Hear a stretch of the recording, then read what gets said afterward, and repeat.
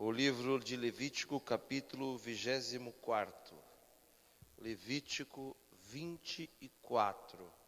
Por favor, nós vamos ler o versículo 5, 6, 7, 8 e 9. Levítico 24, 5 ao 9, está escrito: Também tomarás da flor de farinha, e dela cozerás 12 pães. Cada pão será de 2 dízimas. E porás em 2 fileiras, 6 em cada lado, sobre a mesa da preposição perante o Senhor. E sobre cada fileira porás incenso puro, que será para o pão, por oferta memorial. Oferta queimada é ao Senhor. Em cada dia de sábado isso se porá em ordem perante o Senhor continuamente, pelos filhos de Israel, por aliança perpétua. E será de Arão e seus filhos, os quais comerão no lugar santo, porque uma coisa santíssima é para eles, das ofertas queimadas ao Senhor, por estatuto perpétuo. Os irmãos podem se assentar. Obrigado, pastor.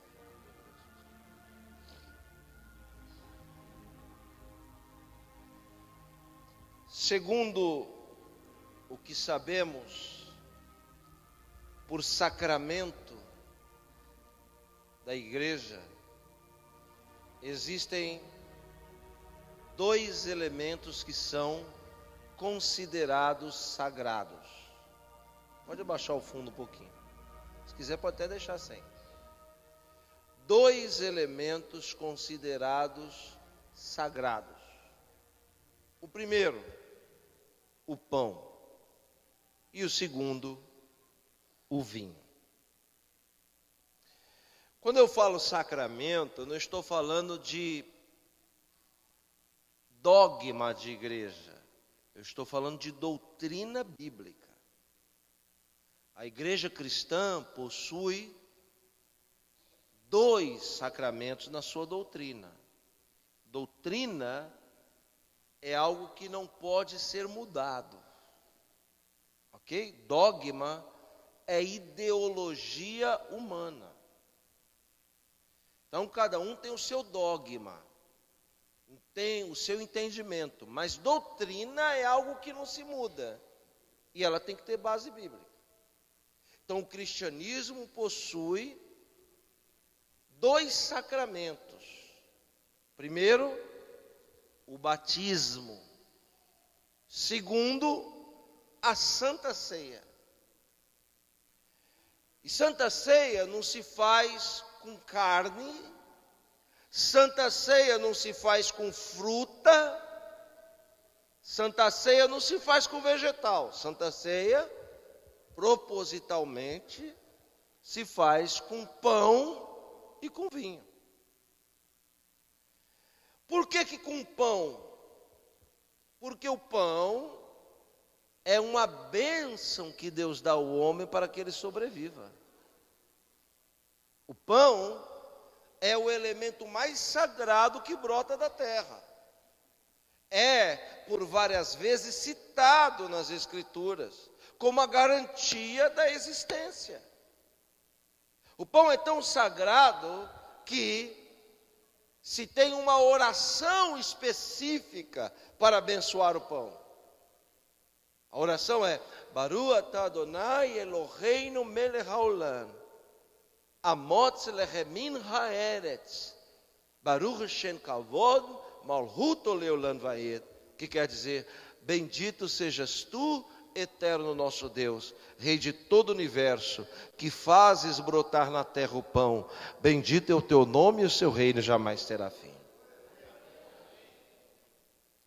O pão é citado na boca dos profetas. a tão famosa oração de Jesus que diz: o pão nosso de cada dia nos dai hoje. Aleluia.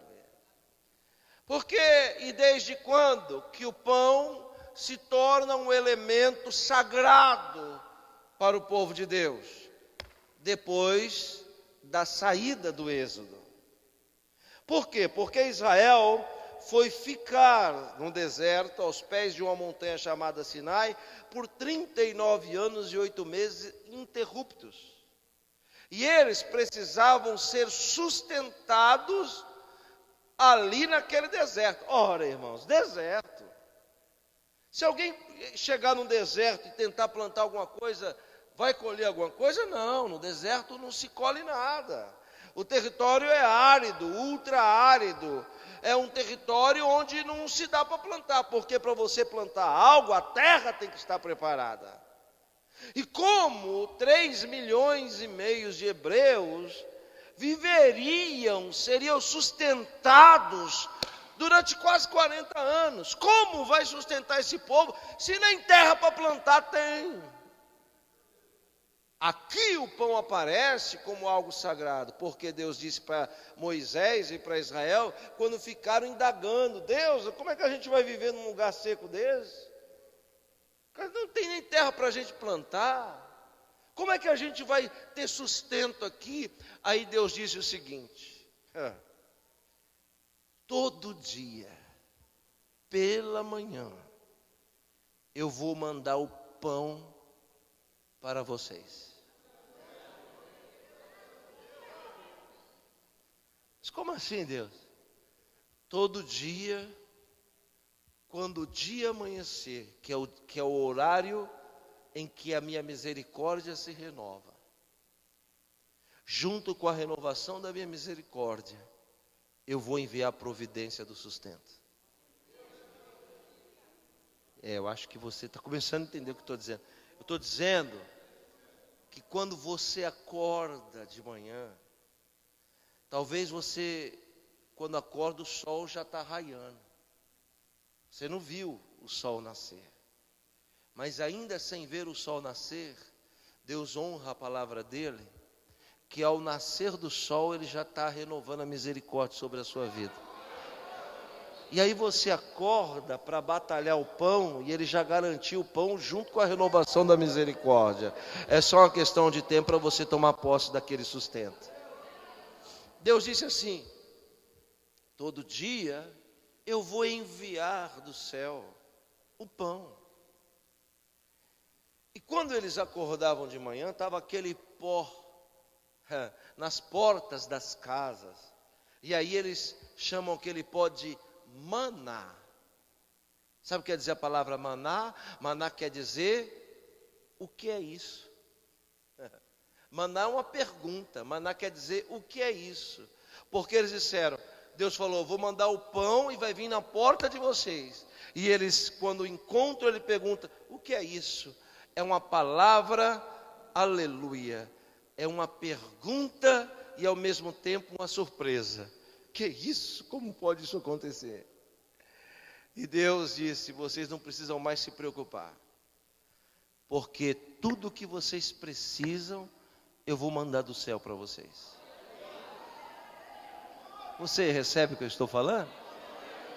Vou dizer de novo: tudo que você veio buscar aqui nessa noite não vai vir de outro lugar se não for do céu. E quando chegar na sua porta, você vai ficar assustado, eufórico e alegre, vai dizer: que é isso? Isso só pode ser a providência de Deus sobre a minha vida. Deus disse: eu vou cuidar, todo dia eu vou mandar. Pode confiar na minha palavra. Todo dia eu vou mandar. Só que existe uma restrição. Vocês nunca deverão juntar. Essa palavra é uma palavra que me deixa perplexo. Juntar. Eu vou falar para vocês, não existe nada mais perigoso do que juntar. Nada. Jesus falou para os seus seguidores: não junteis. Juntar é uma coisa perigosa. Vou lhe dar um exemplo, olhe para mim. Teve um tempo da minha vida que eu viajava muito de carro. Naquela época não tinha aquele sem parar que você passa no pedágio. Então, aqueles trocos de moeda, eu jogava tudo ali no console do carro. Eu não queria ver aquilo, eu tinha raiva daquelas moedas. Era um monte de moeda no console do carro. E um dia, eu parei num lava rápido de um amigo, também gostava muito de mascar aquele chiclete Mentos, que vem num potinho. Tinha um monte de potinho de Mentos jogado no carro. Quando parou para lavar, o rapaz falou assim: ô pastor Akiva, você não pega esses potinhos de Mentos aí e junta? Ó o diabo, irmão. Satanás usando o rapaz. Pega essas moedas e bota dentro dos potinhos e junta elas.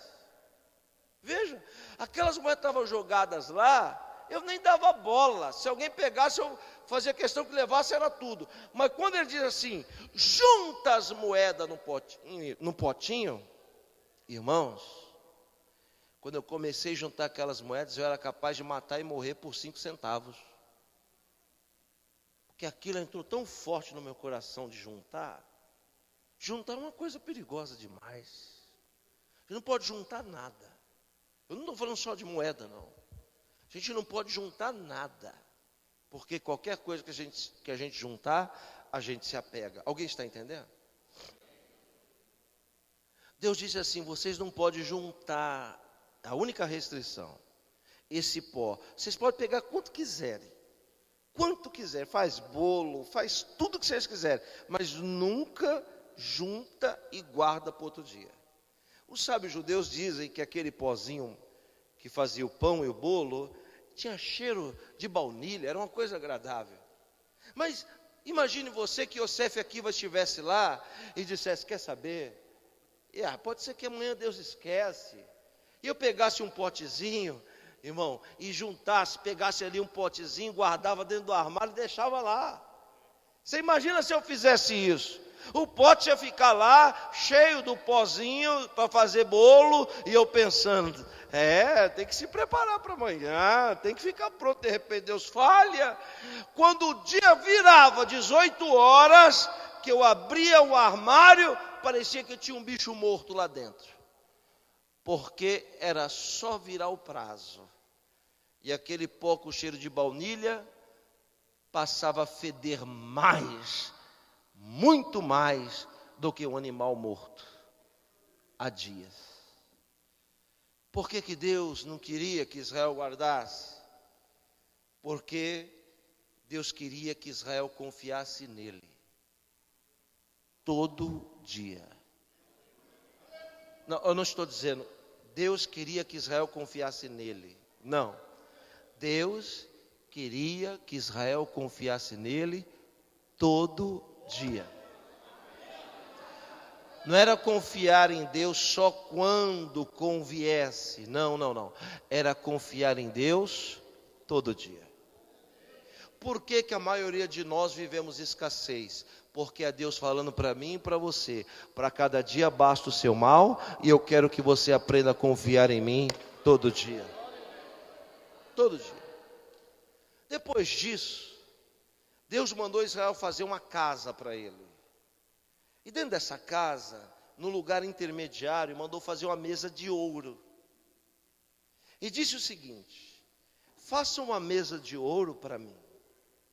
E sobre essa mesa, vocês vão fazer pães. Em outro texto, eu acabei esquecendo, minha Bíblia ficou no outro carro. Peguei aqui a Bíblia do irmão emprestada.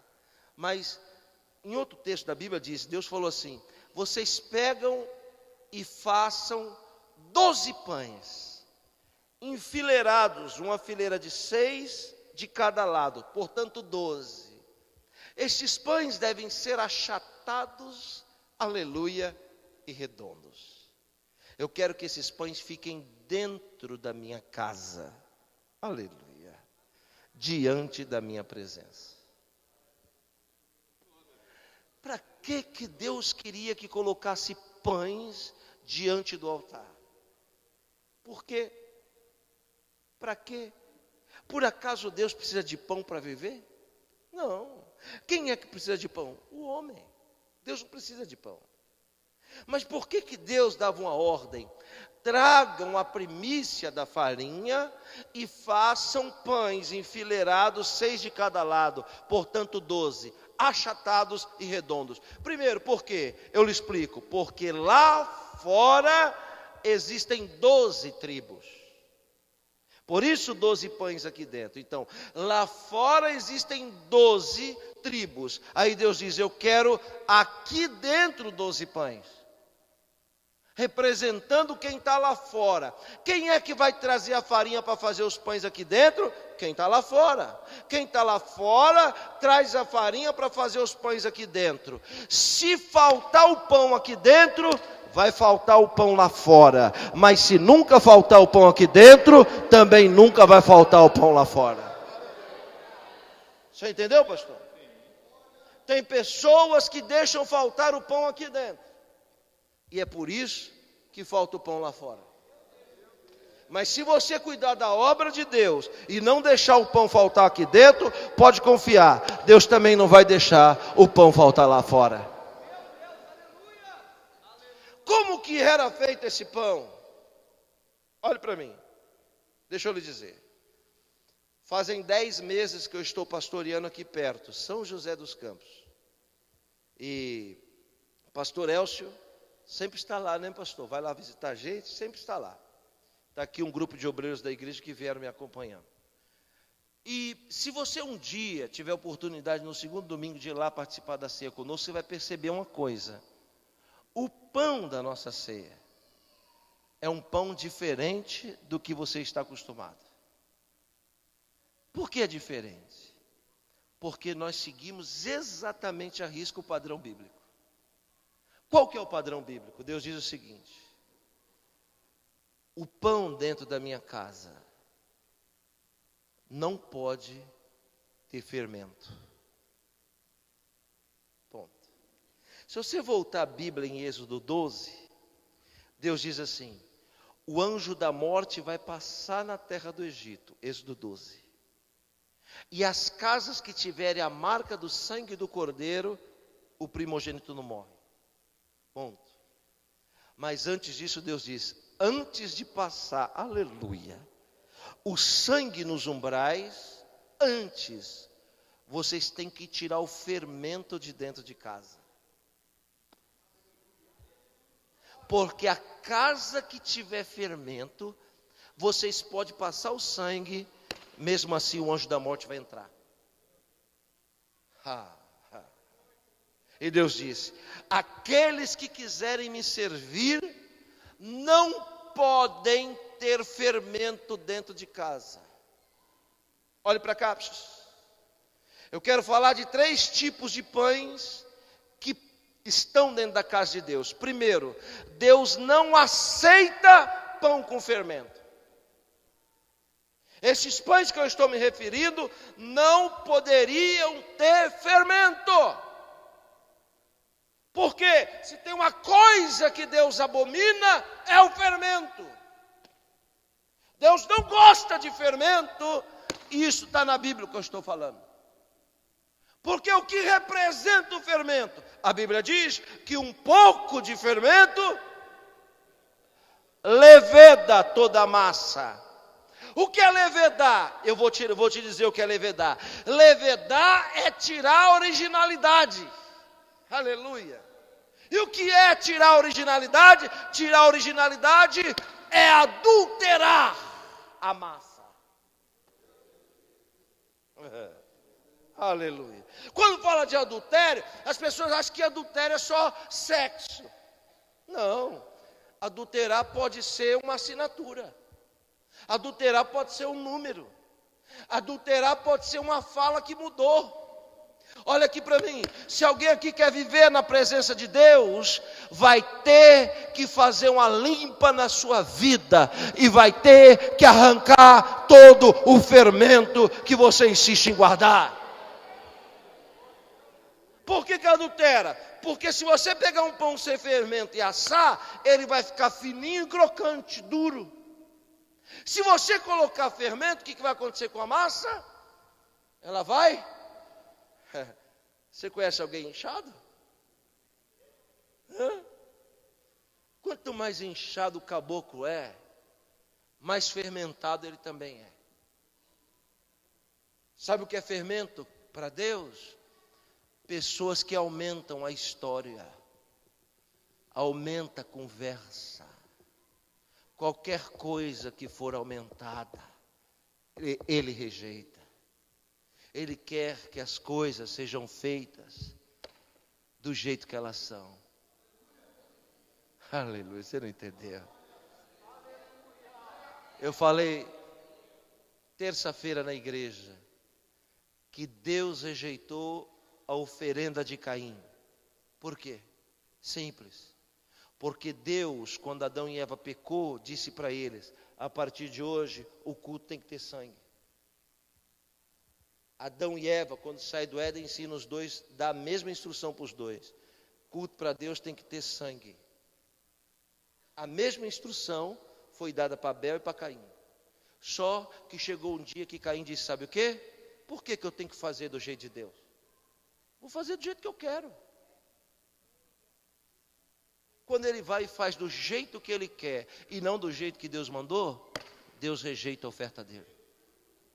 Por quê? Porque tem coisas que a gente pode fazer do nosso jeito, mas a maioria delas tem que ser do jeito que Deus determina. Talvez esteja algo fermentado na sua vida. Talvez exista um fermento na sua casa que está tentando destruir o seu relacionamento, sua vida financeira, sua vida emocional. Talvez o fermento já tirou muitas pessoas de perto de você. Talvez o fermento destruiu a sua vida financeira, os seus negócios. E Deus está descendo aqui através do Espírito Santo para dizer: é tempo de arrancar o fermento da sua casa. É tempo de tirar todo e qualquer fermento da sua vida. Louvado é o nome do Senhor. Primeiro pão que não poderia ter na casa de Deus: pão com fermento. Não ande com pessoas que fermentam. Não se envolva com pessoas que fermentam. O fermento faz mais mal do que você possa imaginar. Aleluia. Segundo pão que não poderia ter na casa de Deus. O primeiro, pão com fermento, não pode ter. O segundo, pão embolorado.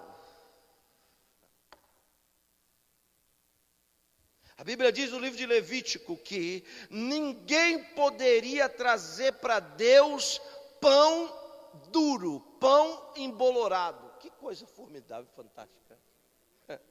Quando eu olho para esses textos assim, eu fico vendo como Deus é detalhista. Deus se atenta a detalhes. E não esquece que eu vou dizer, são os detalhes que fazem a diferença. Olha que coisa. Deus diz: não é para entrar na minha casa pão embolorado. O que é o pão embolorado? Pão embolorado, pão duro é o quê? Pão passado, que venceu, cheio de bolor. Um pão duro, embolorado, cheio de bolor, para Deus, Ele não aceita. Por quê? Porque se o pão está embolorado, ele está passado. E se é passado, é alimento de Satanás.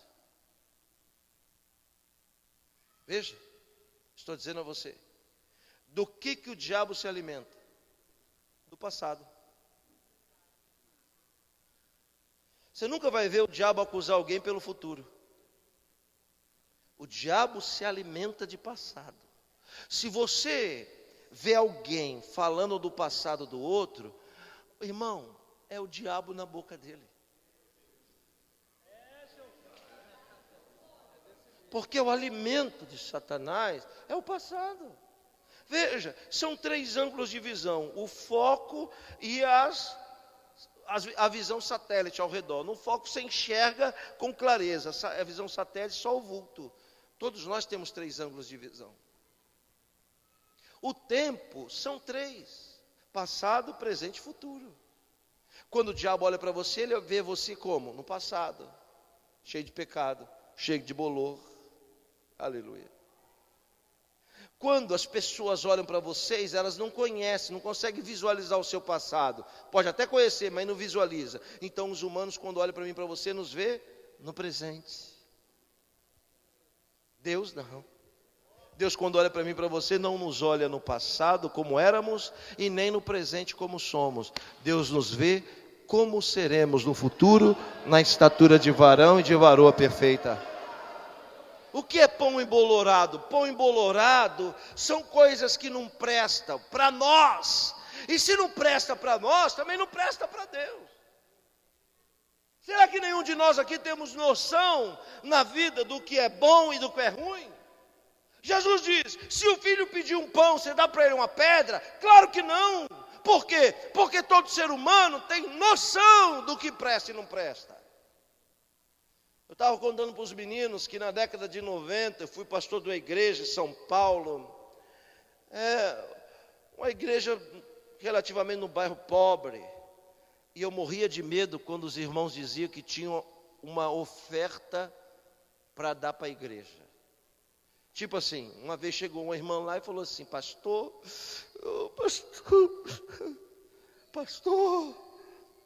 Deus tocou no meu coração e eu vou doar minha geladeira para a igreja.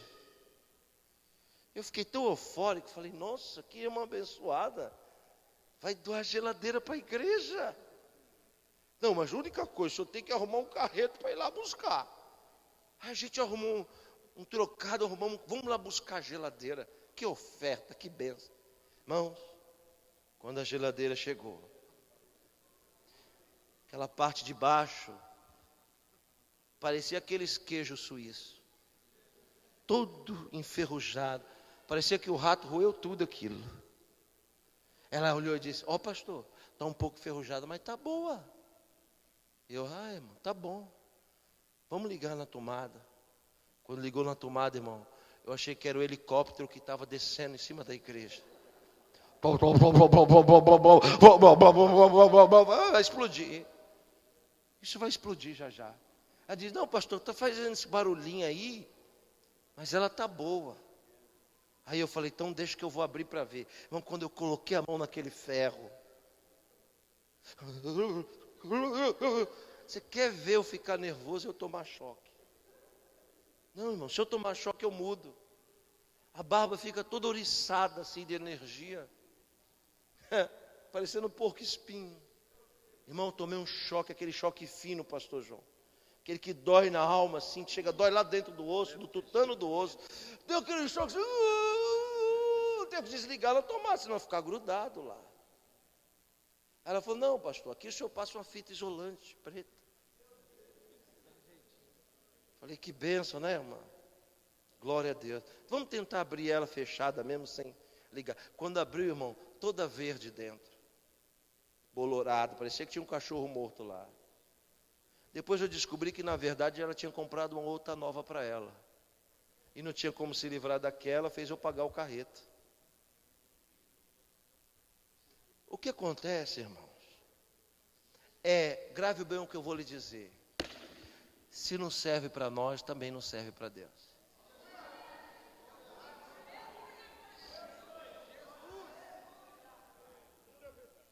Uma vez eu parei no farol, o rapaz bateu no vidro. Eu olhei assim, tomei um susto.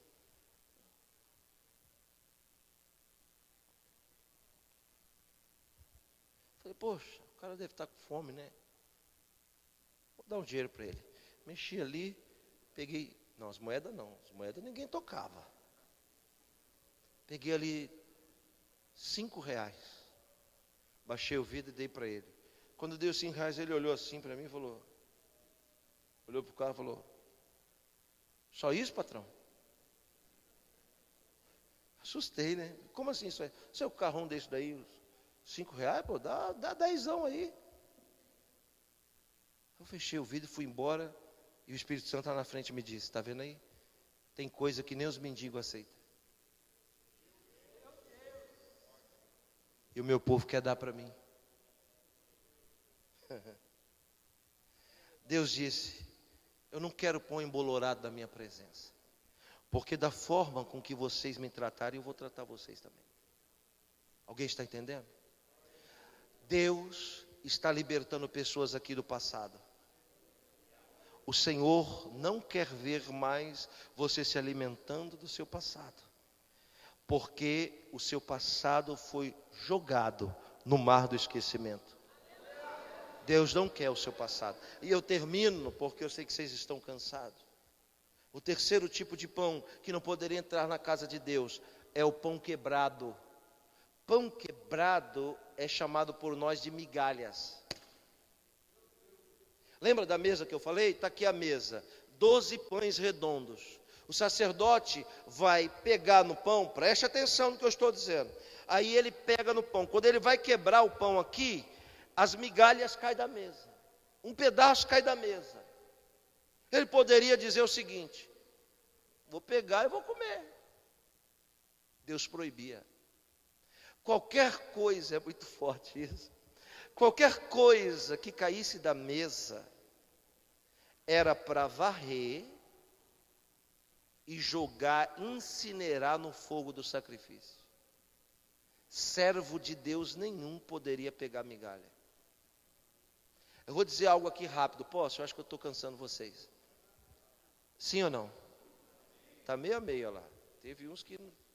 Tem uns ali que já estão dormindo, que estão concordando com tudo que eu falo, tá assim. Vou lhe contar uma regra, olhe para cá, sem movimento. Preste atenção nessa regra, preste atenção. Livro do Deuteronômio. Olha o que Deus diz. A lei das propriedades. Suponhamos que esse altar aqui é um terreno seu. É seu esse terreno aqui. Aí você vai no terreno, cerca ele, para declarar que ele tem dono, porque terreno sem cerca, tem que ter cerca. Cerca o terreno, preste atenção, e você vai plantar. Então eu vou plantar ali mangueira, para dar manga. Aí eu vou lá e plantei as mangueiras. Aí as árvores cresceram, começaram a dar aquelas mangonas grandes. Ok? Quem está me entendendo? Diga amém. Eu pergunto, de quem que é o terreno? De quem que é o terreno? Bate no pé e diga, meu. O terreno é seu. Se o terreno é seu, as árvores que você plantou lá é de quem? Isso mesmo, é minha. Se as árvores que você plantou também é sua, quer dizer que os frutos das árvores é de quem? É isso aí, tá certo? Tá certo, é isso mesmo. Se alguém pular a cerca, invadir o seu terreno, subir na árvore e pegar uma manga, essa pessoa cometeu um crime. Qual é o crime? Roubo não, furto. Roubo é outra coisa. Ela furtou. Ela subiu e furtou. Quem me entendeu, diga amém. Ok, continue no pensamento. Terreno é seu, a árvore é sua e a manga também. Ok? Mas se ninguém intervir, cutucar, se ninguém mexer e a manga cair sozinha da árvore, sem intervenção de ninguém, e você, dono do terreno, dono da árvore, dono da manga, ir lá e pegar a manga do chão, a Bíblia diz que quem roubou foi você.